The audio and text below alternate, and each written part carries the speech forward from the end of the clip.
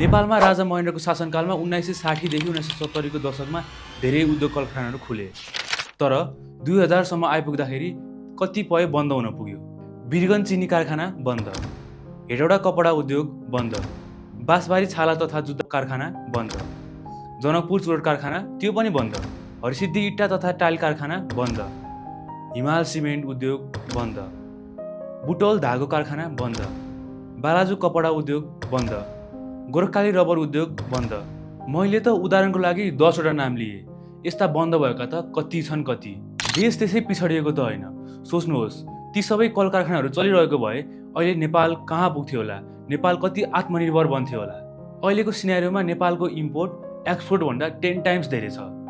Call कारखानाहरू पनि बनेकै हुन्, रोजगारको पनि धेरै अवसर सृजना भएकै हो। तर विडम्बना, यो सब कल कारखानाहरूमा घुसखोरी नेताको आँखा लागेको हो। तपाईलाई थाहा भएका कल कारखानाहरू जुन अहिले बन्द छन्, कमेन्टमा भन्नुहोला। हेरौँ कति चाहिँ कारखानाहरू यसरी टुहुरो भएर बसेका छन्।